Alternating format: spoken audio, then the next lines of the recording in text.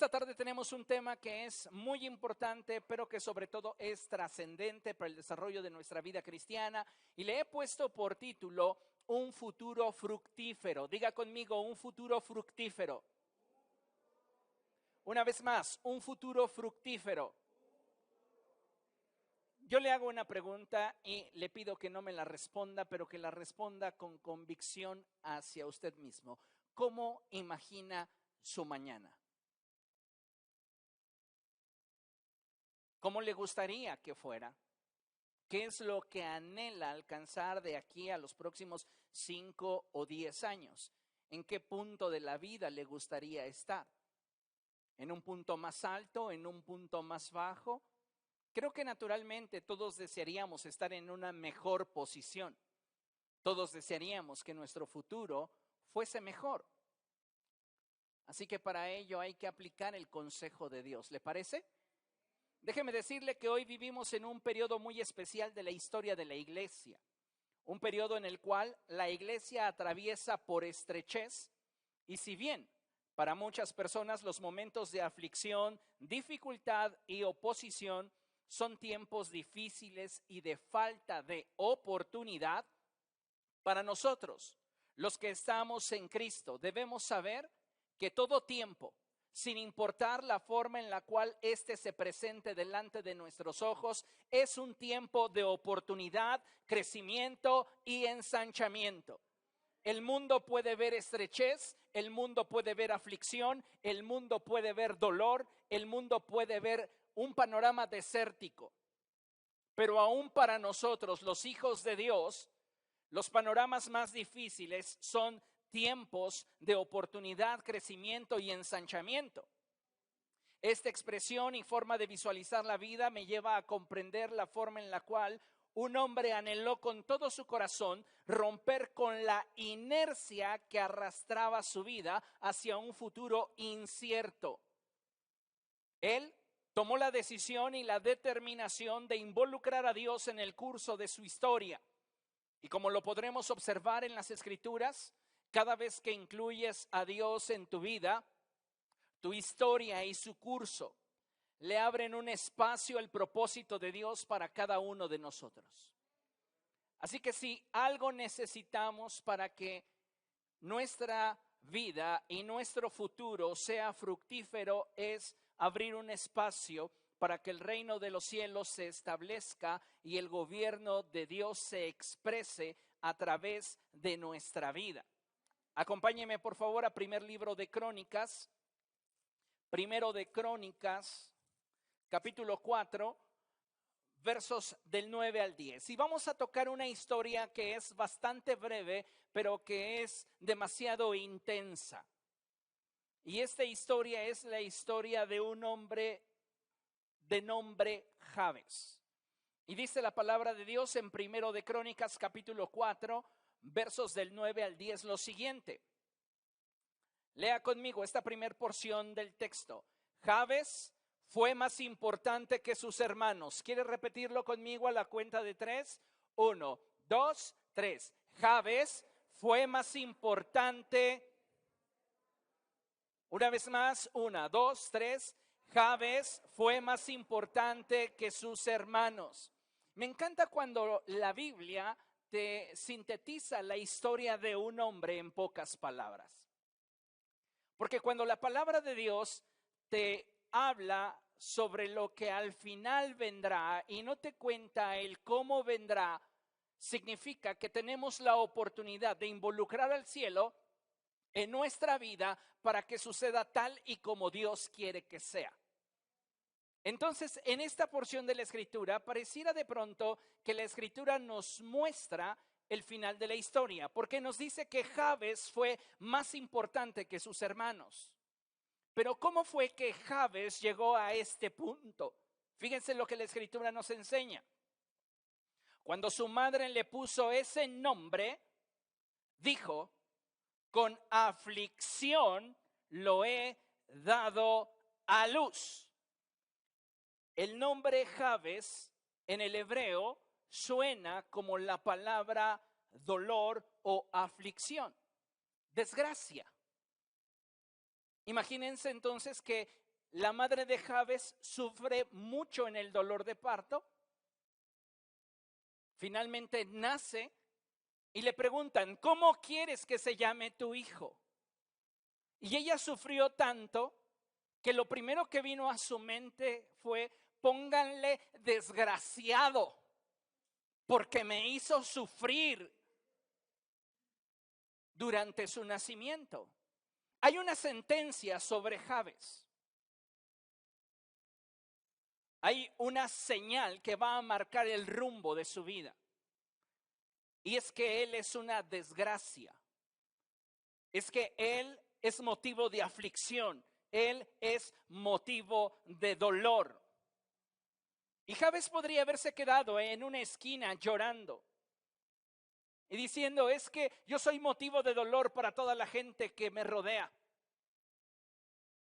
Pero ¿sabes una cosa? En el transcurso y desarrollo de su historia, él decidió que las cosas no fueran como las sentencias y la inercia de la vida dictaban. Entonces él nos muestra en este pasaje qué fue lo que hizo. Verso 10. Jabes involucró al Dios de Israel. ¿Qué hizo Jabes? Involucró al Dios de Israel. Y dice la palabra del Señor de forma textual que Jabes le rogó al Dios de Israel, escuche, bendíceme y ensancha mi territorio, ayúdame y líbrame del mal para que no padezca aflicción. Cambia la sentencia que han dictado sobre mi vida. Involúcrate en el desarrollo de mi historia para que conmigo no suceda como muchos desean que acontezca. Y dice la palabra del Señor, y Dios le concedió su petición. Muchos de nosotros estamos experimentando procesos turbulentos, difíciles. Pero aun cuando estemos atravesando por un proceso de estrechez, si involucramos a Dios en nuestra vida, Él podrá contar la historia a su manera. ¿No le gustaría que Dios contara su historia a su manera? Porque muchos de nosotros contamos nuestra historia de acuerdo al momento que estamos viviendo. Pero Dios tiene una perspectiva mucho más amplia y mucho más clara de aquello que nosotros enfrentamos y vivimos. Jabes había recibido de parte de su madre una sentencia. Y él sabía que la inercia de las circunstancias en las que él se desenvolvía le llevarían a un punto donde él no figuraría en su contexto familiar. Pero él involucró a Dios y le pidió a Dios que no sucediera tal y como las circunstancias y como las sentencias habían dictado. Y Dios le concedió su petición. Y entonces volvemos al principio del verso 9. Jabes fue el más importante de sus hermanos. Cuando involucras a Dios en el desarrollo de tu vida, Dios se hace cargo de escribir tu historia. Muchas veces vivimos creyendo la historia que nos han contado nuestros padres, maestros, amigos y personas cercanas a nosotros. Muchos de nosotros tenemos prejuicios acerca de nosotros mismos por cómo gente cercana a nosotros se ha expresado de nosotros mismos. Creemos que no tenemos habilidades, que no tenemos talentos, que somos motivo de dolor para otros. ¿Por qué? Porque esa es la historia que nos contaron. Porque las circunstancias en algún momento de nuestra vida no fueron favorables. Y la gente se prejuició y entonces pensó que todo lo que había escuchado de nosotros era cierto por causa de determinadas circunstancias que ni siquiera fueron como les contaron. Muchas veces nuestra historia ha sido narrada a la luz de las circunstancias que hemos vivido y enfrentado. De tal manera que si atravesamos por un momento de estrechez, escasez financiera o enfermedad, las circunstancias y uno que otro acomedido se encargará de subrayar aquello que a través de las circunstancias observan. Una persona que de repente es desempleada y aquellos que se acomiden a señalar las circunstancias y el estado de los demás dirá: es un fracasado, siempre lo supe. Una persona que está atravesando por enfermedad siempre tendrá un acomedido que le diga: ¿es que toda su vida ha estado enfermo?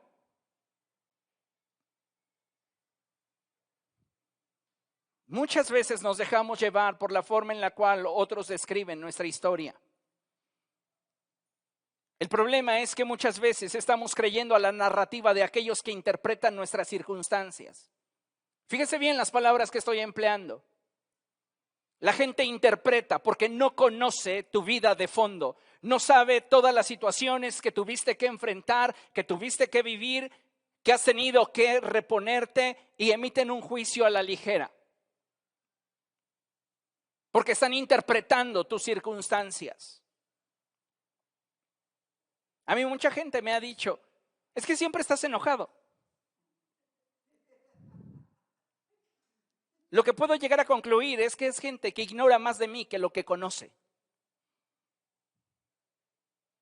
¿Tú crees que una expresión de alguien que habla de esa forma tendría validez a la luz de la verdad de quién soy? No. Y absurdo sería que yo abrazara esa clase de expresiones y las tomara como mías. Sí, es que siempre estoy enojado. Si a ti te ha tocado, por algo será.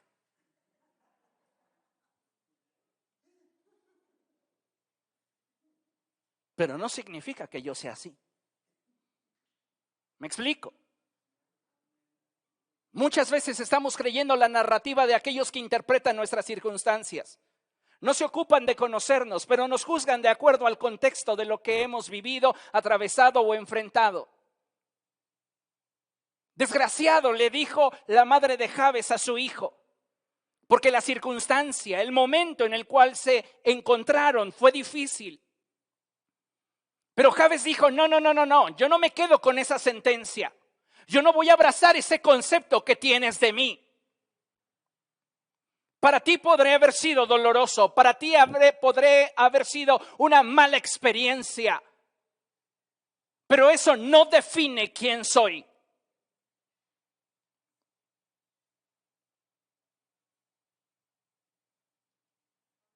Muchas personas hoy día hablan de acuerdo a lo que perciben en lo externo cuando ignoran aquello que dentro de nosotros nos sostiene. El Señor Jesucristo, amados hermanos, nos habló con claridad y de frente, diciéndonos que en este mundo enfrentaríamos aflicción, pero que no deberíamos de sentir temor, puesto que Él había vencido al mundo. En otra porción de la Escritura encontramos esa verdad que debería de sostener nuestra vida en los momentos de aflicción y dificultad, y es que mayor es el que está en nosotros que el que está en el mundo. ¿Cuántos creen eso? Dele un aplauso al Señor porque Él es bueno. Mayor es el que está en nosotros que el que está en el mundo. Mayor es Dios que tu circunstancia, mayor es Dios que tu desierto, mayor es Dios que tu dolor, mayor es Dios que tu aflicción, mayor es Dios que tu enfermedad. Creo con todo mi corazón que si queremos asirnos del futuro que Dios quiere para nosotros, necesitamos comenzar a involucrar a Dios en nuestro presente. Solo de esta forma es que podremos enfrentar y superar las adversidades del presente, los desiertos que nos sentencian, los problemas que nos abruman y todas aquellas experiencias de vida que muchas veces nos dejan ver entre líneas que nuestro futuro no será como esperamos. ¿Cuántas veces está usted atravesando por un momento de estrechez y usted ya está imaginando un futuro caótico? Es que no he tenido ventas toda esta semana, yo creo que debo de cerrar para dentro de 15 días y ya estaré vagabundeando en 3 semanas. Algunos de nosotros comenzamos a creernos esa narrativa. Y la realidad, amados hermanos, es que Todo periodo de aflicción, de dolor, de escasez, de enfermedad en nuestra vida es temporal. Y necesitamos aprender a manejarlo.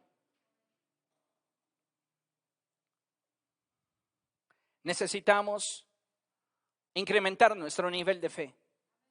Porque cuando no tenemos una fe firme en el Señor, abrazamos estas sentencias. ¿Qué hubiera pasado si Jabes no hubiese tenido a Dios? Se la cree. Y él vive siendo un desgraciado y haciendo infeliz a la gente que le rodea. Pero él tenía como recurso a Dios y decidió involucrar a Dios en su vida. Decidió involucrar a Dios en sus circunstancias. Que no suceda conmigo como la gente dice que habrá de suceder. Que no pase mi historia a ser como la gente está diciendo que será. No está usted para saberlo ni yo para contárselo, pero ¿sabe cuántas veces la gente ha pronunciado una maldición directa hacia mi persona? Muchas. Desde que desearían verme en la ruina, desde que el Espíritu les muestra que este lugar quedará desértico y me quedaré yo solo junto a mi mamá, hasta deseos de muerte. Y nada de eso me resulta extraño, porque al final de cuentas yo puedo descansar en el hecho de que quien escribe mi historia es Dios. Es Él el que escribe nuestra historia. Y no podemos abrazar las sentencias de gente que se vale de lo que superficialmente ignora, porque ni siquiera lo conoce, para abrazar una sentencia sobre nuestra vida y permitir que ésta pudiera afectar nuestro estado anímico. Considera lo siguiente. Sin importar cuál sea la naturaleza o el contexto de tus problemas y tu estado mental, emocional o espiritual actual, debes de saber que en Dios siempre hay esperanza. Diga conmigo, en Dios siempre hay esperanza. Tal vez estás atravesando por enfermedad, tal vez estás atravesando por traiciones, tal vez estás atravesando por depresión, posiblemente estás enfrentando problemas laborales, problemas conyugales, problemas financieros. No importa cuál sea el contexto o la naturaleza de tus problemas, en Dios siempre hay esperanza. Aleluya, dele un fuerte aplauso al Señor.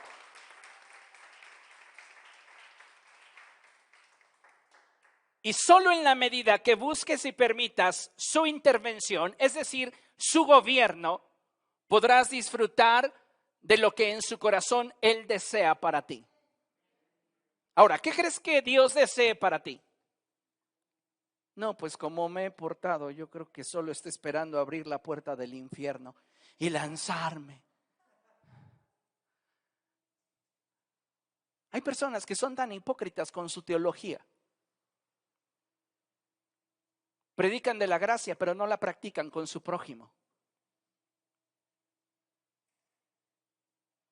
Tú que estás atravesando por una situación de adversidad y de dificultad, donde muchas veces te has sentido inadecuado para Dios porque has fallado, te digo lo que la Escritura dice y no es lo que yo digo. La Escritura dice, hijitos, esto les escribo para que ninguno de ustedes peque. Pero si alguno de ustedes peca, sepa que tenemos esperanza en Cristo. Algo que he aprendido a lo largo de los años en el ministerio y en mi caminar íntimo con Jesús es que cuando uno se acerca a Dios con un corazón contrito y humillado, Él no le rechaza. Y Él nos perdona y nos limpia de toda maldad en el momento en el cual nuestro corazón se rinde delante de Él. Necesitamos darnos cuenta que el propósito de Dios para nosotros continúa vigente a pesar de nuestra fragilidad, a pesar de nuestras limitaciones, a pesar de nuestra falta de espiritualidad. Su propósito continúa vigente. ¿Por qué? Porque Él no cambia. Y en su corazón no existe un despropósito para ninguno de nosotros.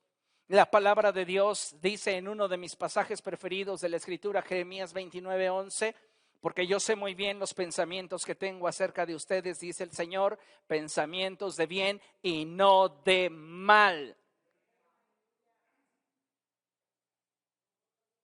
No tienes por qué abrazar lo que gente sin conocerte dice de ti, cuando el Dios que te conoce con todos tus errores y todos tus defectos tiene pensamientos de bien para tu vida. Eso no significa que nos vamos a conformar. Pues ya como Dios me acepta, entonces voy a vivir como se me pegue la gana. No. Significa que voy a permitir que Él se involucre en mi vida, gobierne en mi vida, para que entonces mi historia sea como Él ha planeado que sea y Él dicte mi historia. Amén. La palabra del Señor nos enseña que Él tiene pensamientos de bien para nosotros. Él tiene un corazón no solo con motivaciones puras para cada uno de ustedes, sino con deseos francamente buenos. Diga conmigo, francamente buenos. Dios es todo ternura. Y Él, cada vez que piensa en cada uno de nosotros, nos bendice. ¿Hace cuánto tiempo cree que Dios pensó en usted?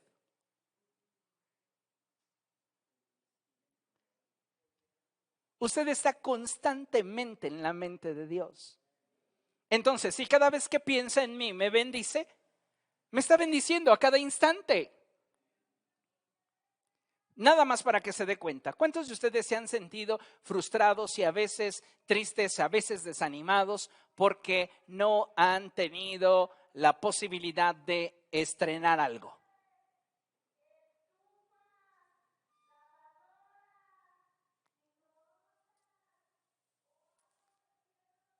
Algunos con sinceridad dicen, pues es que a veces sí me pega que no estreno.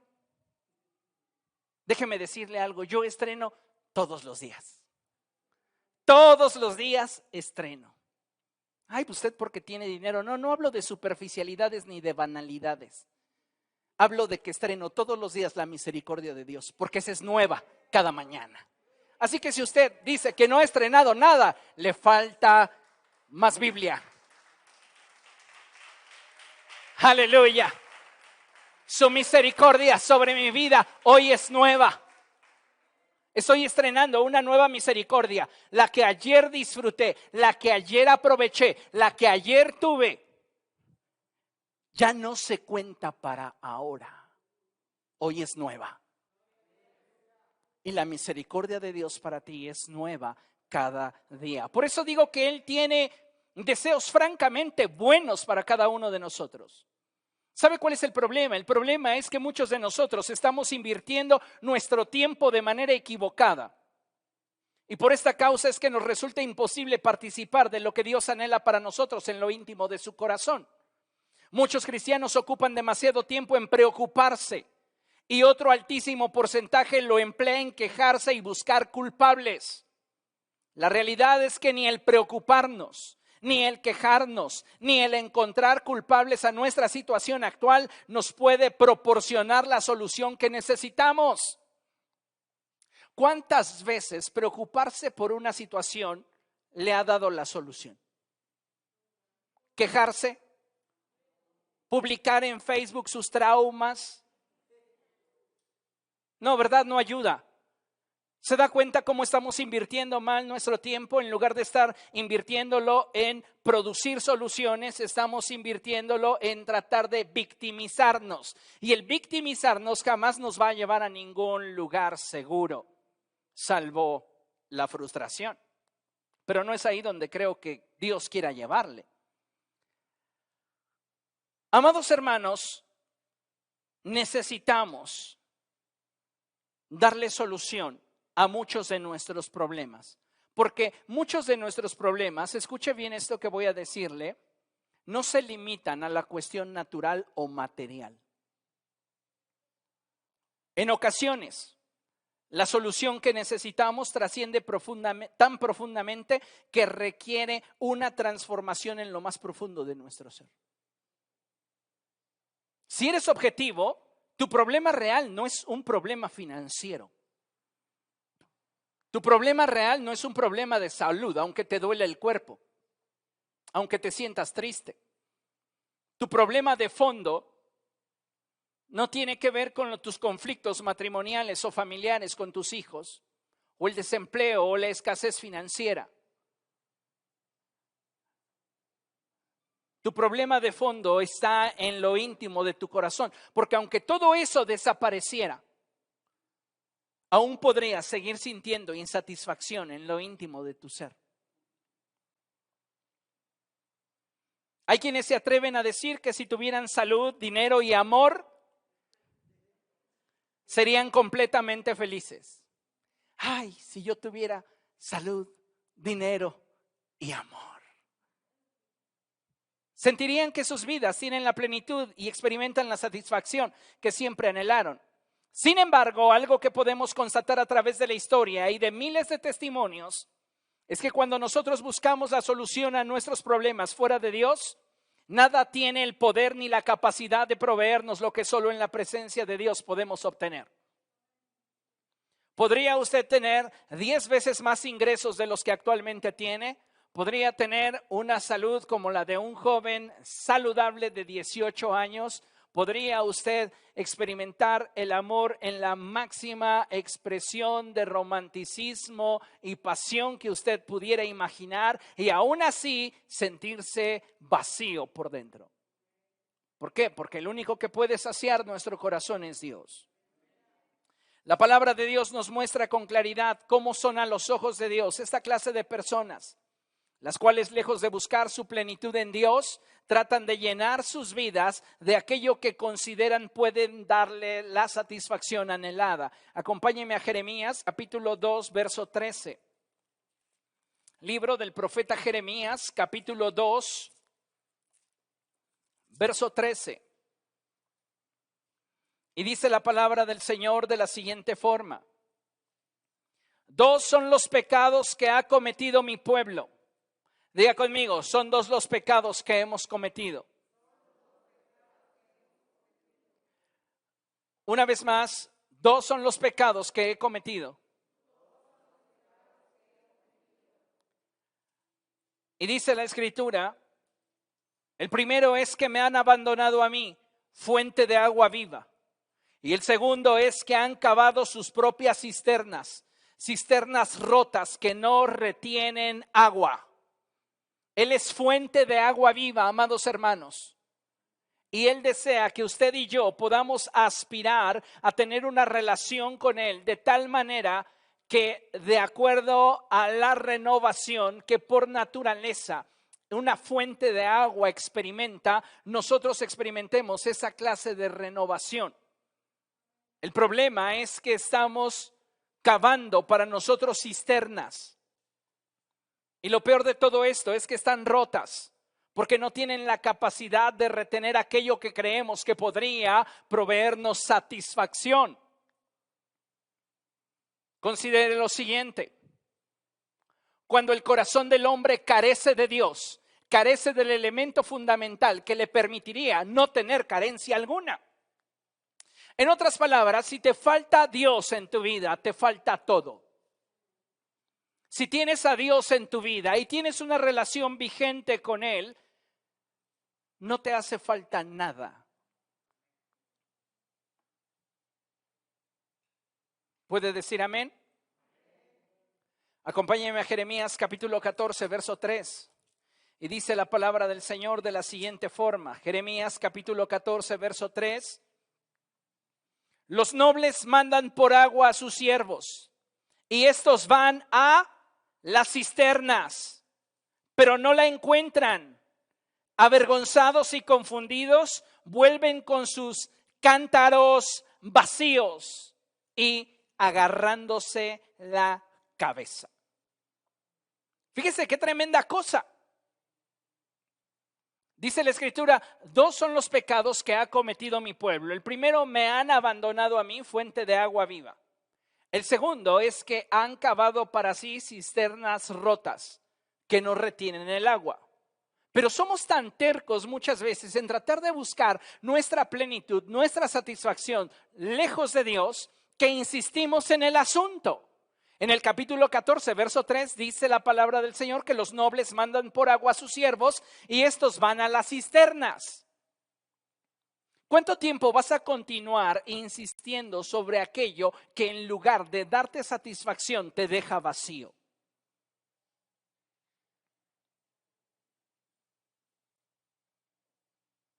Porque sí o no lo sabemos, sí o no lo identificamos. Pero somos tercos y continuamos volviendo a la cisterna. La cisterna está rota. No tiene la capacidad de retener aquello que has depositado en ella y que consideras que a través de eso puedes obtener estabilidad, placer, satisfacción, etcétera. Nuestra satisfacción y plenitud se encuentra en Dios. Amén.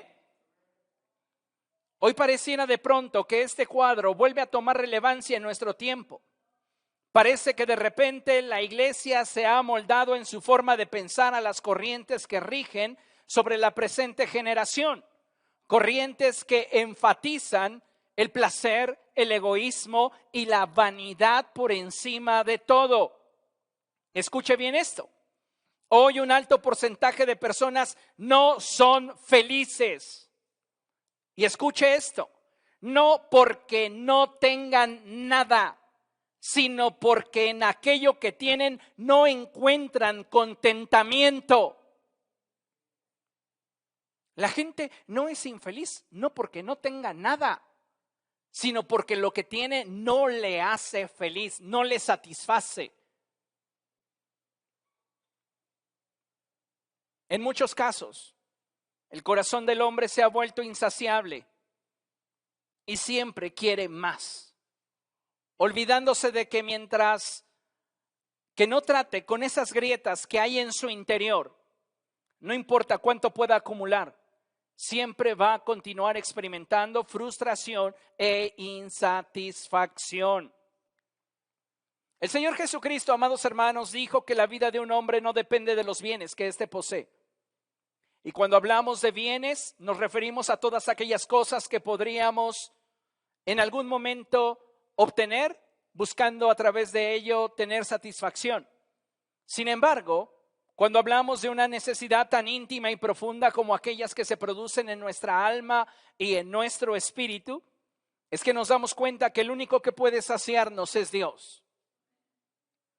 Yo recuerdo el caso de un joven hace ya aproximadamente 25 años. Él comenzó una relación de noviazgo con una chica y a sus padres esa chica no les gustaba. Y entonces él decidió, basado en la oferta de sus padres, terminar la relación con la chica a cambio de unos tenis nuevos.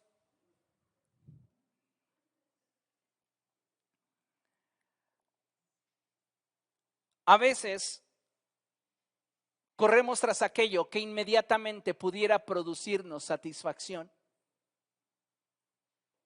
y nos olvidamos de que los planes de Dios para nuestra vida generalmente dan fruto a mediano y largo plazo. A la semana de estrenar sus tenis nuevos con burbuja, les clavó una tachuela y se quedó sin novia y sin tenis.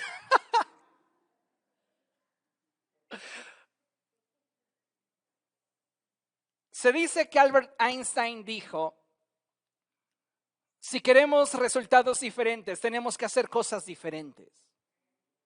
Personalmente creo que tenía razón. El problema se ha agravado en este tiempo porque como seres humanos somos obstinados y no tenemos la humildad suficiente como para reconocer que necesitamos a Dios gobernando nuestra vida, gobernando nuestras emociones, gobernando nuestros pensamientos. De tal manera que corremos con frenesí tras todo aquello que promete llenar nuestra vida de felicidad, para luego darnos cuenta que continuamos igual de vacíos que al principio. Qué terrible es cuando nos sentimos motivados a invertirnos en algo o en alguien que una vez consumado nuestra inversión, nuestro sacrificio, nuestro esfuerzo, nos sentimos igual de vacíos que al principio. Te puedo asegurar una cosa, ese no es el propósito de Dios para ti.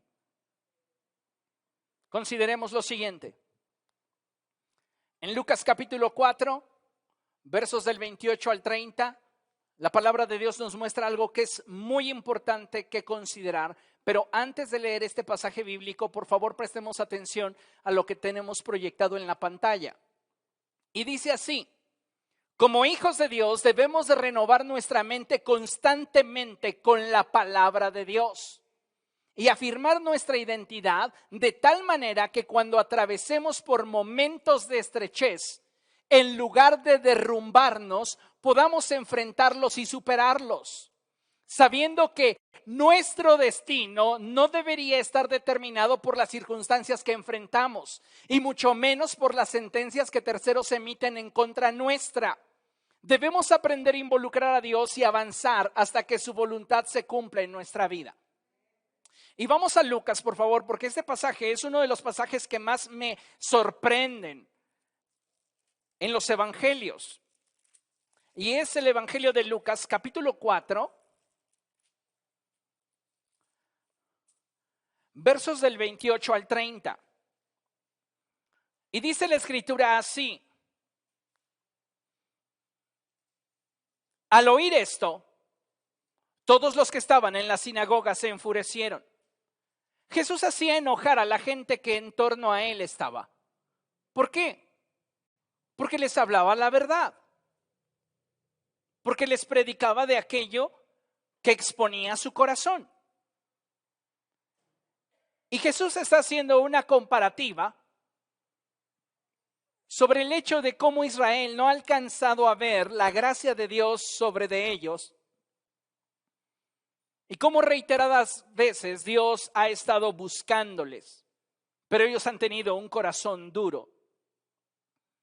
Y para cerrar con broche de oro la síntesis de esta enseñanza, Jesús les dice algo que los enoja. Y dice la palabra del Señor que el Señor Jesucristo les dijo: Elías no fue enviado a ninguna de ellas, estoy leyendo el verso 26, sino a una viuda de Sarepta en los alrededores de Sidón. Asimismo, había en Israel muchos enfermos de lepra en tiempos del profeta Eliseo, pero ninguno de ellos fue sanado, sino Naamán el sirio. Ustedes han tenido la bendición de Dios todo el tiempo frente a sus narices y no lo han sabido aprovechar. Lo ha aprovechado la gente que ha estado dispuesta a involucrar a Dios en sus vidas. Al oír esto, todos los que estaban en la sinagoga se enfurecieron.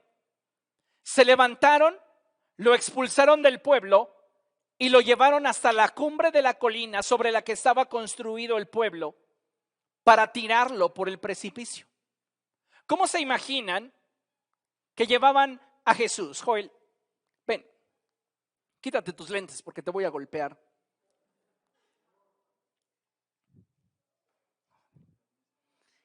Sí, Él es Jesús y predica algo que me ofende. Y dice la escritura que lo sacaron de la sinagoga, lo llevaron a la parte alta de un monte y buscaban despeñarlo. Yo no me imagino a la gente diciéndole: te pasaste con la enseñanza, ahora sí, mira, vas a ver cómo te va a ir, ahí te vamos a despeñar.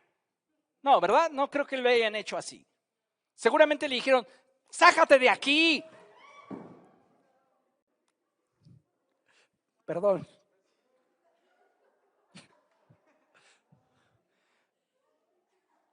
Perdona a sus padres. Perdona a su hermano. Perdona a su esposa. Sí, me ve desde acá. Ya hasta rojo me puse. Fue actuado, lo planeamos desde antes. Gracias.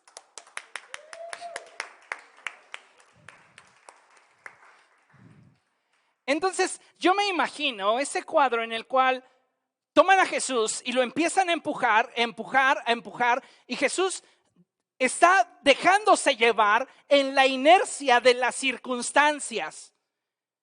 Y mientras lo están llevando hasta la cima de ese lugar y él sabe que buscan matarlo, arrojándolo ahí, el Espíritu de Dios trae una revelación a su mente donde le dice: tu destino no es morir despeñado, tu destino es morir en una cruz. Y su identidad de ser el cordero que ha de ser sacrificado por nosotros no se puede reducir a lo que un pequeño grupo de gente inconforme quiere hacer con él. Su destino se enfoca a cumplir con lo que el único Dios verdadero quiere hacer con su vida. Y fíjate lo que dice la Escritura. Pero él pasó en medio de ellos y se fue. Llegando a ese punto, él dice: yo no voy a permitir que esta bola de inconformes me destruyan. El propósito de Dios para mí es mucho más grande. Y si voy a morir según los términos de Dios y no según los términos de ellos. Entonces se paró y toda la turba de inconformes lo vieron revestido de autoridad, revestido de poder, y pasó en medio de ellos y ni quien dijera nada. Se quedaron con su coraje entripado porque querían despeñarlo, pero él no iba a satisfacer los deseos de estos inconformes que ni idea tenían de lo que estaba aconteciendo. ¿Comprende? Él tenía un propósito más grande que escribir, porque su historia estaba siendo dictada por Dios. Te pregunto, ¿por quién está siendo dictada tu historia?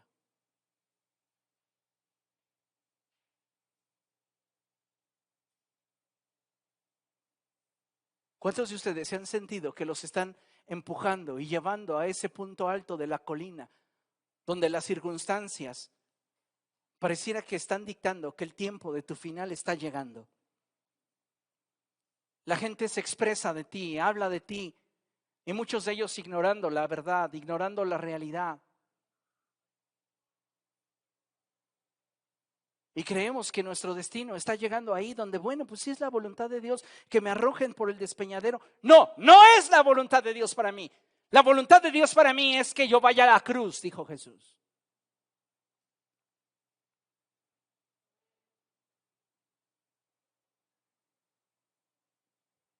No te conformes ni te rindas a lo que la gente y las circunstancias quieren de ti.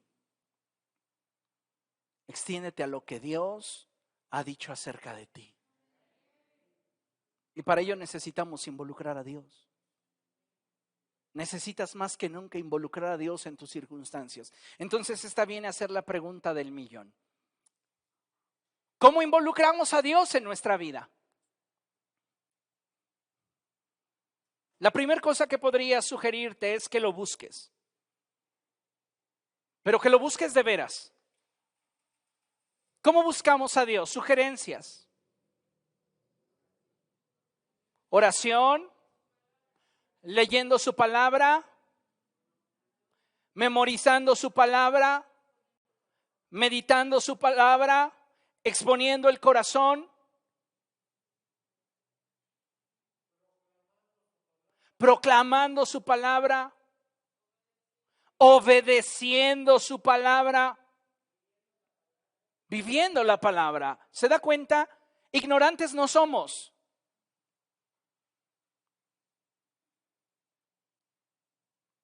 ¿Cómo involucramos a Dios en nuestra vida? Pues búscalo.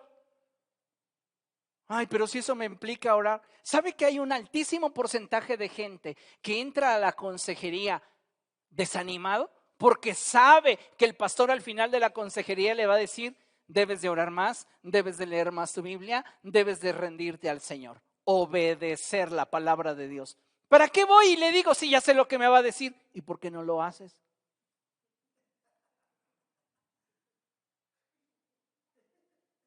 ¿Qué necesitamos para involucrar a Dios en nuestra vida? Buscarlo, pero buscarlo de veras. Hay una promesa en la palabra del Señor que dice: me buscarán y me encontrarán cuando me busquen de todo corazón. Yo mismo me dejaré encontrar por ustedes.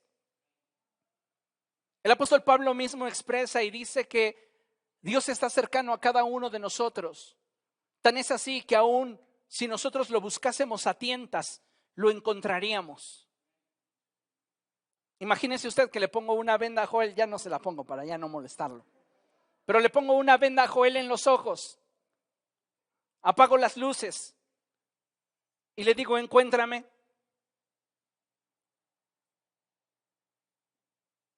Va a ser difícil, ¿no? Pero si la Escritura nos dice, aún si a tientas me buscaran, me encontrarían, significa que yo estoy más cerca de lo que te puedes imaginar. Pero necesitamos buscar a Dios de veras. Y para ello necesitamos orar más, leer más, memorizar más, obedecer más. Ok, estamos buscando de Dios, pero hay algo bien interesante y es que necesitamos invitarlo. Me encanta esa porción de la Escritura cuando los discípulos de Emaús le dicen a Jesús, ya está anocheciendo, quédate con nosotros. ¿Cuántas veces has invitado al Espíritu Santo a ser parte de las circunstancias que vives? ¿Cuántas veces has orado y le has dicho, Espíritu Santo, voy a estar en esta entrevista de trabajo, acompáñame? Es hermoso cuando tienes ese nivel de experiencia y caminar con Dios en el cual le dices al Espíritu de Cristo, ve conmigo. Cuando lo invitas, cuando sabes que su presencia te rodea. Los discípulos de Emaús son ese claro ejemplo de que puedes cambiar los planes, y lo pongo entre comillas, de Dios. Porque Jesús hizo como que se iba de lejos. Se iba a pasar de largo y entonces Jesús solo esperaba que ellos tomaran la iniciativa para decirle, quédate, quédate. ¿Entiende eso? Necesitamos invitarlo a nuestra vida.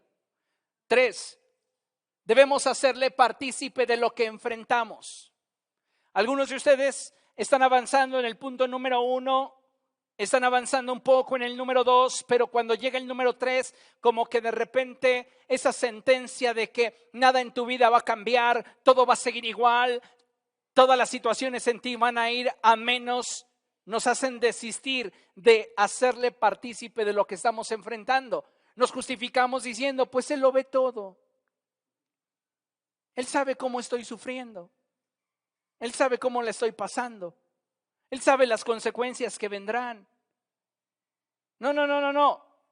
Necesitamos hacerle partícipe de aquello que estamos enfrentando. Y el pasaje preferido para mí en esta porción es Segundo Libro de Reyes, capítulo 4. Y nos habla sobre la historia de Eliseo con una mujer que es conocida en la Escritura como la Sunamita. Usted conoce la historia. Eliseo le profetiza que ella va a tener un hijo. Ella dice, no, Señor, no, mi Señor, por favor, no se burle de su sierva. Y tal y conforme fue la palabra de Eliseo sucedió. Ella al siguiente año ya tenía un bebé en sus brazos. Y dice la Escritura que pasaron los años. Y un día su hijo dijo, voy a ir a ver a mi padre a su lugar de trabajo, y llegó con su padre, estuvo con su padre un rato y de repente comenzó a gritar, mi cabeza, me duele mi cabeza. Y ya sabe cómo los padres somos desde la antigüedad. Llévenselo a su mamá. Se lo llevaron a su mamá y el niño murió. Ella lo tomó y lo subió a la habitación de Eliseo. Y después le pidió a su esposo que le prestara un criado y ensillaran un asno para ir a buscar al hombre de Dios. Su esposo todavía le pregunta y le dice, ¿pero para qué lo vas a buscar? Si hoy ni siquiera es día de sacrificio ni de luna nueva, ¿para qué? ¿Cuánta gente le ha dicho, ¿para qué buscas al pastor? Ya sabes qué te va a decir. ¿Para qué vas con el hombre de Dios? A contarle tus problemas, si él debe de tener el doble que tú. ¿Para qué le cuentas cómo estás? Sufre tú solo, ahí postrado en tu cuarto, llorando. Esta mujer entendió que necesitaba hacer partícipe a Dios de su circunstancia. Ignorando lo que su esposo le estaba diciendo, se dirigió a encontrarse con Eliseo. Y algo que me sorprende es que Eliseo la ve a la distancia. Cuando tú estás dando el primer paso para buscar a Dios, Dios ya te está sintiendo a la distancia.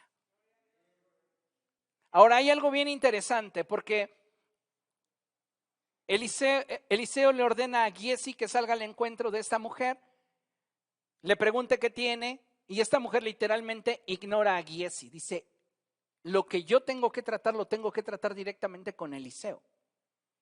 Llega esta mujer con Eliseo y Eliseo dice, no tengo ni idea qué le acontece porque Dios me lo ha ocultado. Los pastores no lo sabemos todo y no adivinamos. Yo no sé si estás a punto de divorciarte, yo no sé si estás consultando pornografía, yo no sé si estás viviendo en adulterio, yo no sé si estás viviendo de una forma desordenada. Es más, ni siquiera sé si diezmas o no.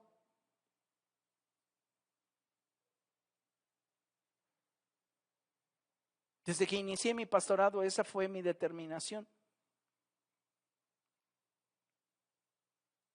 Para no prejuiciarme de ninguno de ustedes y tratarlos a todos igual.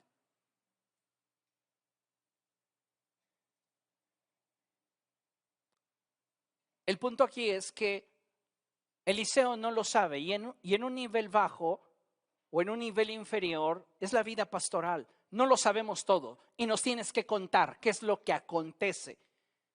Si realmente quieres tener ese respaldo espiritual en tu vida.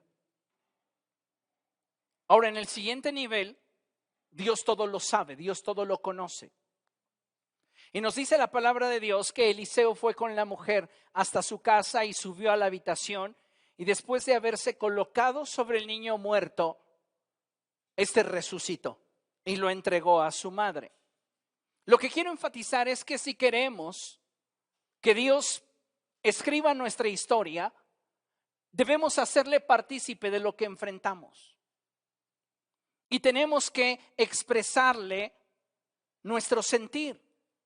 Hay un pasaje en el libro del profeta Isaías que nos narra cuando Isaías va a ver al rey Ezequías. Isaías se presenta con el rey Ezequías y le dice, así dice el Señor, ordena tu casa porque te vas a morir.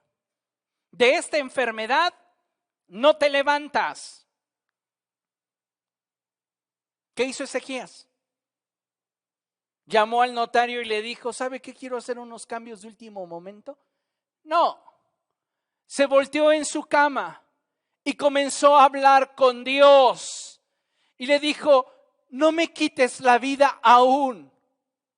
Ten misericordia de mí. Le expuso su sentir. Y dice la palabra de Dios que Isaías iba caminando por el patio real cuando la voz del Señor vino a él y le dijo, detente y regrésate con Ezequías y dile que he visto sus lágrimas. ¿Cuántas veces le has hecho partícipe a Dios de tu sentir?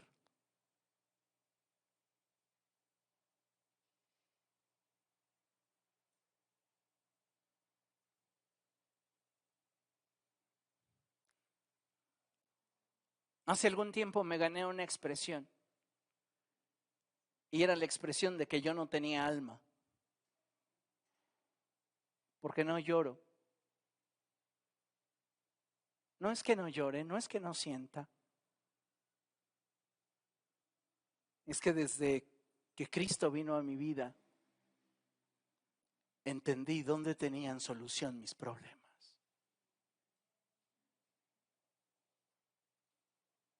Y va a haber personas que crean que soy insensible,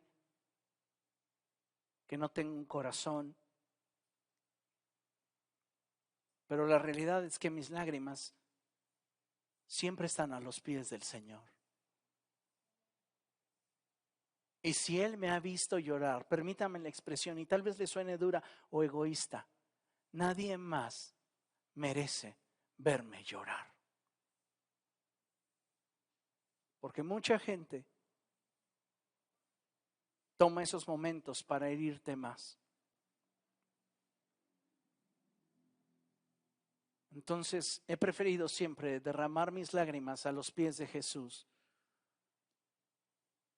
y levantarme de ahí sabiendo que Él tiene mi necesidad en sus manos. Y no piense que soy una persona reprimida. Simplemente sé dónde. Sé quién no me va a reprochar. Sé quién, al contarle las cosas como son, lo confirmará como las vio. Y nadie mejor que Él para pesar mi corazón.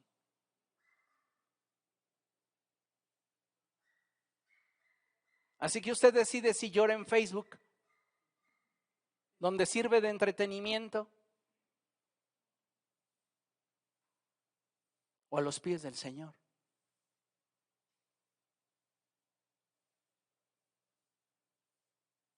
Ya que si está en terapia, pues también aproveche, digo.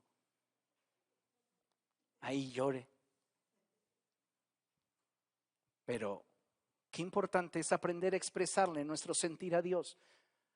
A veces lo sabe todo el mundo, menos Dios. Utilizamos el Facebook para decir estoy deprimido. ¿Y ya le contaste a Dios? Es que Él todo lo ve. Entonces se va a enterar a través de tu muro.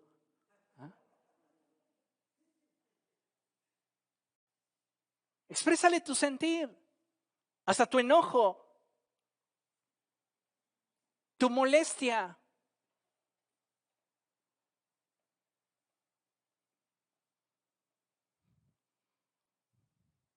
Días atrás estaba en oración y tuve una oración muy surrealista con Dios. Me encanta porque Él me entiende. Y no le cuento mucho sobre esa oración, solo le digo que lo disfruté. Pero si usted hubiera escuchado esa oración, hubiera posiblemente pensado que yo había ingerido alguna sustancia tóxica.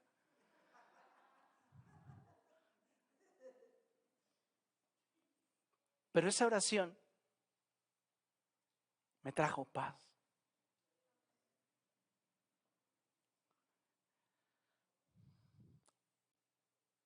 Por último, no debes de soltarlo.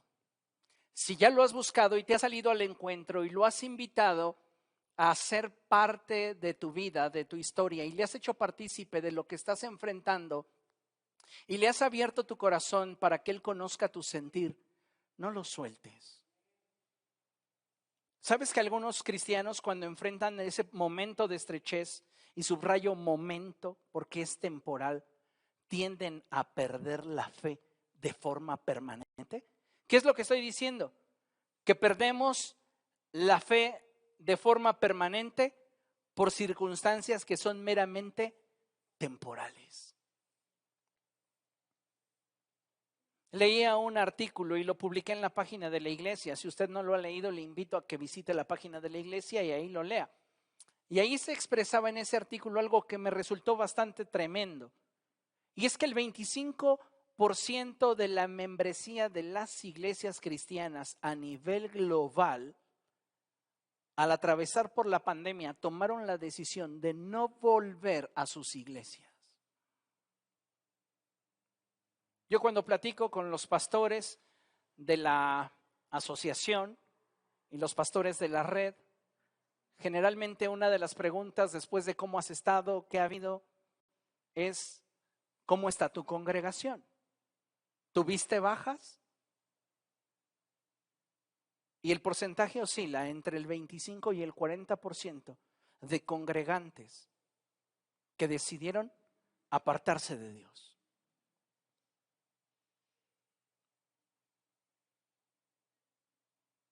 Lo soltaron. Y puse la imagen de Jacob peleando con el ángel del Señor porque me encanta la forma en la cual la Escritura nos muestra cómo el ángel tenía la capacidad para con un solo dedo haber dislocado la cadera de Jacob. Pero la voluntad y la fe de Jacob para que Dios se involucrara en sus circunstancias fue tan determinante que le dijo: no te soltaré hasta que me bendigas. Jacob, de la misma manera que Jabes, fue sentenciado, porque el nombre Jacob significa el que usurpa, el tramposo, el mentiroso.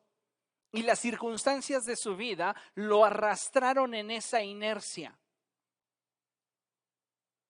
Pero cuando él decidió involucrar a Dios en su vida, dijo: no te voy a soltar hasta que cambies mi historia. Y entonces el ángel del Señor le dijo: ¿cómo te llamas? ¿Qué es lo que te define? Y él sin tapujos le dijo: soy un tramposo. Ya no te llamarás así. Y la gente ya no verá en ti lo que a causa de esa identidad veían. A partir de este momento tu nombre es Israel, porque has peleado con Dios y has vencido. Estos puntos también traen a mi mente el momento en el cual la reina Esther debe de presentarse delante del rey Asuero, porque ella está atravesando por una gran aflicción, porque su pueblo va a ser exterminado. ¿Qué es lo primero que hace? Sin invitación busca al rey. Una vez que el rey le extiende su cetro de misericordia, entonces habla con él y lo invita a una fiesta. Una vez que están en la fiesta, le hace partícipe de lo que ella está enfrentando. Después le expresa su sentir y de ahí nadie la mueve. ¿Se da cuenta? Necesitamos involucrar a Dios. Como hijos de Dios necesitamos darnos la oportunidad de que el Señor intervenga en nuestra vida. El que Dios intervenga en tu vida no es una oportunidad que tú le das a Dios, es una oportunidad que tú te das para que el cielo intervenga. Y es entonces a través de su Espíritu que Él comienza a llevar a cabo su voluntad en nuestra vida. Y escucha bien, no es que antes no haya querido hacerlo, sino que debemos entender que hasta que nuestra voluntad se rinde a sus pies, es que Él puede comenzar a obrar en nuestro corazón en medio de toda circunstancia, moviéndonos en la dirección que Él desea. Hasta el momento en el cual nosotros le rendimos nuestra voluntad a sus pies, es que entonces Él encuentra el espacio para obrar. Considere lo siguiente: cuando el reino de los cielos se establece en nuestro corazón y el Espíritu Santo gobierna en nuestra vida y a través de ella, es que comenzamos a experimentar cambios a la manera de Dios, en los cuales el futuro que nos depara no está determinado por el hombre, sino que en este prevalece el propósito de Dios. Acompáñenme a Isaías capítulo 32. Este pasaje, cuando lo leí, impactó muy fuerte mi corazón. Isaías capítulo 32, verso 15 al 16. Y dice así la escritura, ¿lo tiene? Lea conmigo a la cuenta de 3, 1, 2, 3. Hasta que desde lo alto el Espíritu sea derramado sobre nosotros. ¿Qué va a pasar cuando el Espíritu sea derramado sobre nosotros? Dice, entonces el desierto se volverá campo fértil y el campo fértil se convertirá en bosque. La justicia morará en el desierto y en el campo fértil habrá rectitud. El producto de la justicia será la paz, tranquilidad y seguridad perpetua serán su fruto. Cuando el Espíritu de Dios toma el trono de nuestro corazón, Él comienza a establecer la voluntad de Dios en nuestra vida. Y entonces nuestra vida es llevada de ser semejante a un desierto al nivel de ser un campo fértil. Y si éramos un campo fértil, lo transforma en un bosque. Pero lo que más sobresale de todo ello es que prevalece en nosotros la justicia. Y no hablo de una justicia basada en lo que hacemos, sino la justicia que procede de Dios, que transforma lo que somos. Y una vez que lo que somos ha sido transformado, lo que emana de nosotros, guiado por Dios, también es justo. Entonces hablamos de una justicia impartida de parte de Dios a nosotros y al mismo tiempo una justicia emprendida por nosotros a causa de una voluntad rendida al señorío de Jesús. ¿Me explico? Bien. Entonces necesitamos permitirle a Dios que se involucre en nuestra vida y le demos espacio en lo que comúnmente llamamos nuestros asuntos.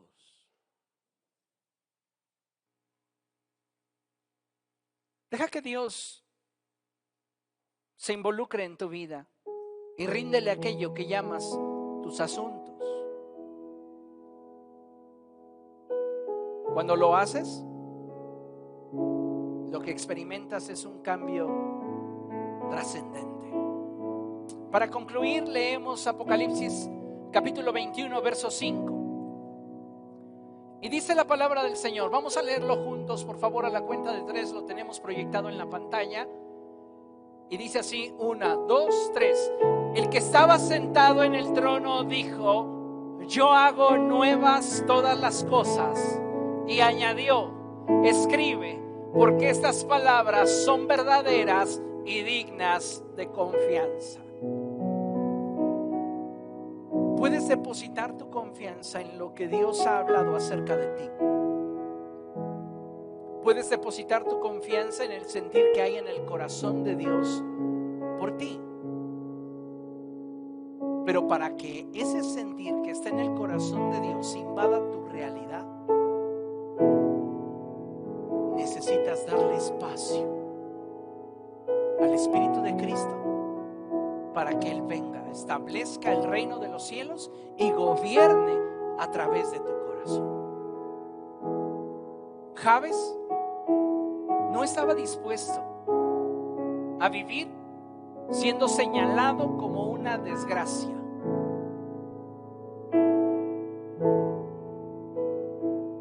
Hizo que Dios interviniera en su vida y nos dice la Escritura que Él fue el más importante, el más grande de todos sus hermanos. ¿Por qué? Porque no permitió que su historia la contara su madre, porque no permitió que su historia la contaran sus hermanos, porque no permitió que su historia la contaran las circunstancias. Él involucró a Dios en su historia, porque el único que tenía autoridad para determinar cómo él habría de vivir y experimentar la vida era Dios. Y Dios hizo nuevas todas las cosas en Jabes. Él puede hacerlo contigo. ¿Te gustaría? Inclina tu rostro. Padre, en el nombre de Jesús nos presentamos delante de ti. En el nombre de Jesús exponemos nuestro corazón ante tu presencia y te rogamos, Señor, que seas tú ministrando al corazón de tu iglesia.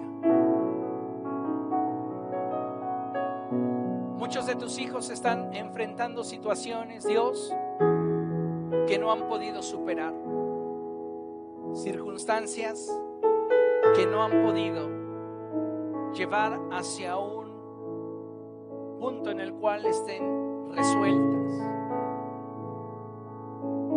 Te ruego, precioso Dios, nombre de Jesús, que intervengas en nuestra vida. Toma un momento para decirle a Dios que necesitas su intervención y en qué áreas de tu vida necesitas que Él intervenga.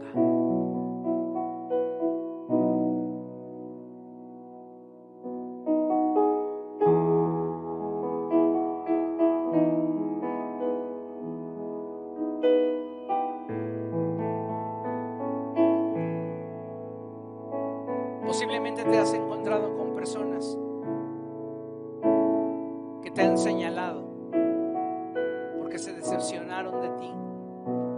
Y como la madre de Jabes, les ha sido fácil simplemente maldecirte. Quizá te has encontrado con personas como aquellos que estaban en la sinagoga en el tiempo de Jesús, que han buscado empujarte para acabar contigo y destruirte.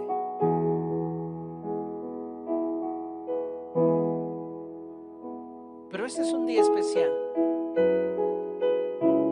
donde Dios te dice: lo que hice con Jabes lo puedo hacer contigo.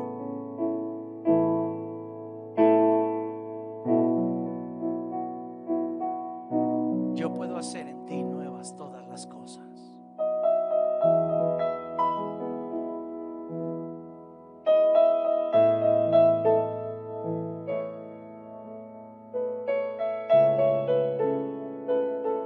Todo el dolor que sientes en tu alma, todo el dolor que sientes en tu corazón, todo aquello que está afectando tu mente y tus pensamientos, hoy puedes dejarlo a los pies de Jesús. Hoy puedes ponerlo a los pies del Señor.